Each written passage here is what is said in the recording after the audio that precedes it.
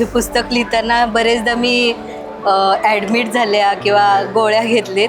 जे स्वतः डॉक्टर आहेत पण त्यांची चुकीची ट्रीटमेंट होते आणि सरकारी यंत्रणाला आम्ही मदत मागतो, तिथून पण गव्हर्नमेंटमधनं पण कुठलीही आपल्याला मदत मिळत नाही. डॉक्टर असताना जर ही अवस्था असेल आपल्या देशात, तर गरीब लोकांची काय अवस्था असेल? त्यांना जर काय आजार झाला तर मरणाशिवाय पर्यायच नाही ना. म्हणजे मला असं वाटतच नाही की ते गेलेत म्हणून. तर मी रोज असं बोलत असते त्यांच्याशी. म्हणजे माणूस सगळ्या जगासाठी नसेल, माझ्यासाठी ते माझ्या सोबत आहेत. आता सुद्धा माझ्या सोबत आहेत, अवतीभोवती आहेत.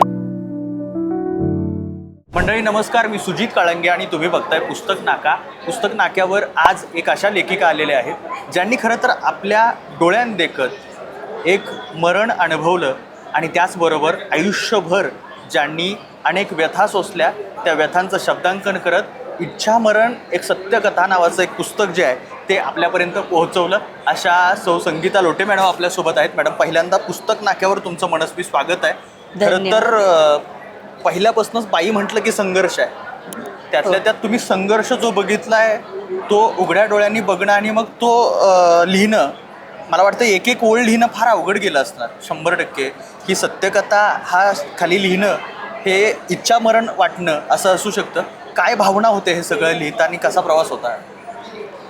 ॲक्च्युली हे पुस्तक लिहिताना बरेचदा मी ॲडमिट झाल्या किंवा गोळ्या घेतलेत. कारण प्रत्येक शब्द म्हणजे अतिशय प्रिय नवऱ्याबद्दल ही गोष्ट आहे. माझ्या सगळ्यात जवळच्या, जगातल्या सगळ्यात जवळच्या माणसाची गोष्ट, ज्याच्यावर मी प्रचंड प्रेम केलंय, करते. अशा माणसाला ज्यानं खूप आरोग्यात स्वतः डॉक्टर असताना खूप सेवा केल्या. म्हणजे ते स्वतः इतके गरीब असताना, गरिबीतनं प्रवास केलेला माणूस जेव्हा MBBS डॉक्टर होतो तेव्हा त्याला वाटतं की आपण एखाद्या चांगल्या म्हणजे स्वतःचा हॉस्पिटल टाकावं किंवा स्वतः भरपूर पैसे कमवावे. पण त्यांचं ध्येय होतं की मी गरिबांची जाऊन एखाद्या खेड्यात सेवा करणार, म्हणून त्यांनी सरकारी नोकरी पत्करली आणि MBBS झाल्यानंतर ते एका खेड्यात जाऊन कोकणासारख्या तिथं सेवा केल्या. ज्यांना अनेक पुरस्कार मिळालेत. आनंदीबाई जोशी पुरस्कार मिळाला आहे, रोधक कुर्वे पुरस्कार मिळाला आहे. तर असे पुरस्कार प्राप्त डॉक्टर जे स्वतः डॉक्टर आहेत पण त्यांची चुकीची ट्रीटमेंट होते आणि सरकारी यंत्रणाला आम्ही मदत मागतो गव्हर्नमेंटला, कारण ते गव्हर्नमेंट ऑफिसर असल्यामुळं. पण तिथून पण गव्हर्नमेंटमधनं पण कुठलीही आपल्याला मदत मिळत नाही. आणि तेव्हा जेव्हा त्यांना जेव्हा कळतं की आपल्याला कुठूनच मदत मिळत नाही आणि ज्याला खूप जगायचं आहे त्या माणसाला इच्छा मरण मागावं लागतं, यासारखी दुसरी जगातली कुठली शोकांतिका नसेल, मला असं वाटतंय. पण हे सगळं होत असताना, म्हणजे तुम्ही हे सगळं अनुभवलंय, हे सगळं बघितलंय, त्यानंतर असं का वाटलं की आपण पुस्तक लिहिलं पाहिजे? मग गरिबांना काय करायचं ना. मग ते एक डोक्यात होतं की सगळ्या म्हणजे माणसाला अन्न, वस्त्र आणि निवारा, तसं आरोग्य सेवा सुद्धा चांगल्या मिळाल्या पाहिजेत. जगण्यासाठी आरोग्य सेवा सुद्धा खूप महत्त्वाची आहेत. आणि म्हणून मला वाटलं की नाही, आपण हे पुस्तक लिहिलं पाहिजे. ही आरोग्य यंत्रणा खेळखिळी झाली आहे. अलीकडच्या काळामध्ये सर्वसामान्य माणसाला न्याय मिळत नाही अशा पद्धतीचं वातावरण बऱ्याचदा तयार होत असतं. अशा सगळ्यामध्ये हे पुस्तक तुम्ही लिहिलं. खरं तर हे पुस्तक नक्की जड अंतकरणानं लिहिलं. तुम्ही सांगितलं की ॲडमिट होते, या सगळ्या गोष्टी. काय वाटतं की या पुस्तकाचं यश काय आहे? म्हणजे तुमच्या दृष्टिकोनातून कसं बघता या यशाकडे या पुस्तकाच्या? खरं तर हे पुस्तक खूप प्रेरणादायक आहे, प्रचंड प्रेरणादायक आहे. ही प्रेम कहाणी सुद्धा आहे, जी अफाट अचाट प्रेमाची गोष्ट आहे, जी आता लोक करत नाहीयेत.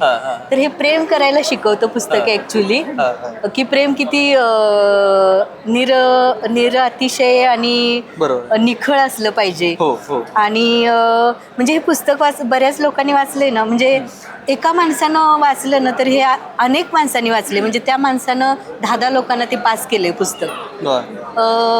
काही लोकांनी त्याला इतके चांगले अभिप्राय, 4 पानाचे अभिप्राय आहेत. आणि हे पुस्तक अजून एका गोष्टीसाठी मला खूप म्हणजे एक संदेश देणार वाटतं की पुरुष सुद्धा हे पुस्तक वाचून खूप भावनाशील होतात आणि रडतात आणि फोन करतात, मॅडम इतकं भारी पुस्तक, म्हणजे आयुष्यातलं इतकं भारी पुस्तक. बऱ्याच लोकांनी हे आत्मकथन म्हणून पण वाचले. तर सगळ्यात भारी आत्मकथन आतापर्यंत वाचण्यात आलेलं आहे असे अभिप्राय येतात. तर भारी वाटतं की लोक त्यातनं बोध घेत आहेत, प्रेरणा घेत आहेत आणि असं खूप पॉझिटिव्हली आहे. पुस्तकाचं नाव जरी इच्छा मरण असलं हो. तरी खूप एक एनर्जेटिकली आहे ह्या गोष्टी. म्हणजे इच्छा मरण हे नाव असलं तरी जगण्याची इच्छा निर्माण करणारं हे करणारं पुस्तक आहे. पुस्तक ही आहे. अत्यंत महत्त्वाची गोष्ट आहे. आणि म्हणून ज्याला असं वाटतं की जगण्यात निरस्त आली आहे त्यांना हे पुस्तक आवर्जून वाचलं पाहिजे. मॅडम, तुम्ही असं म्हटलात की एक प्रेम कहाणी आहे हे गोष्ट आहे. व्यक्ती असताना प्रेम करणं वेगळी गोष्ट आहे, पण हां. व्यक्ती नसताना तिच्यावर प्रेम करणं हे फार खरं तर फारच आत्ताच्या काळात तरी प्रेरणादायी आहे. तर हे काय अनुभव आहे असताना नसताना, आणि तुमच्या मते काय असतं प्रेम?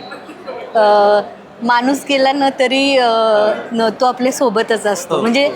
अजूनही आम्ही दोघं जसं आधी चर्चा करायचो, हो. म्हणजे मला असं वाटतच नाही की ते गेलेत म्हणून. हो, हो. तर मी रोज असं बोलत असते त्यांच्याशी. हा. म्हणजे माणूस सगळ्या जगासाठी नसेल, हा. पण माझ्यासाठी ते माझ्या सोबत आहेत. आता सुद्धा माझ्या सोबत आहेत, अवतीभोवती आहेत. हो. आणि प्रेम हे असंच असलं पाहिजे की जरी माणूस गेला तरी प्रेम कधी मरत हो, नाही. हो. माणूस मरतो, हो. म्हणजे उद्या मी सुद्धा मरणार आहे. हो. पण प्रेम ही गोष्ट अशी आहे की ती म्हणजे आयुष्य वा. युगनयुग जिवंत राहतं. क्या बात. तर प्रेम कधीच मरत नाही, क्या बात, क्या असं बात. मला तरी वाटते पर्सनली. यातलं असं कुठलं पान आहे की जे पान आजही ज्यावेळी असं एकांत वाटतं, एकटं वाटतं, किंवा त्याचबरोबर आयुष्यामध्ये खूप आठवण येते डॉक्टरांची, आणि त्यावेळी असं वाटतं की हे पान काढावं आणि वाचत बसावं?